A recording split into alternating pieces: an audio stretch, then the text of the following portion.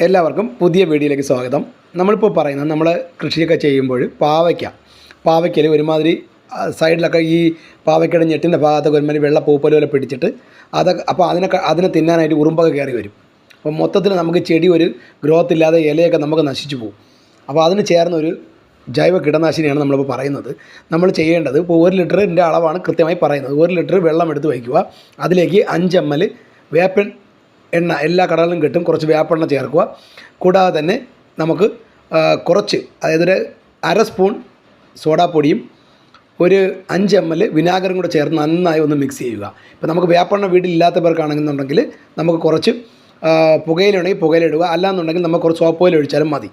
പക്ഷേ വേപ്പെണ്ണ ഉണ്ടെങ്കിൽ വേപ്പെണ്ണയാണ് നല്ലത്. അപ്പോൾ വേപ്പെണ്ണയും 5 ml വേപ്പെണ്ണ, 5 ml വിനെഗർ, 5 ഗ്രാം സോഡാപ്പൊടി, ഇത് നന്നായി ഇളക്കി ഒരു ദിവസം പുളിപ്പിക്കാൻ വച്ചതിന് ശേഷം നമ്മൾ പിറ്റേ ദിവസം അരിച്ചെടുത്ത് നമ്മൾ അതിലേക്ക് വേണമെങ്കിൽ ഒരു നുള്ളു സോപ്പ് ഓയിലൂടെ ചേർത്ത് അടിച്ചു കൊടുത്താൽ നല്ല മാറ്റം ഉണ്ടാവും. വീഡിയോ ഇഷ്ടപ്പെട്ടാൽ ഷെയർ ചെയ്യുക.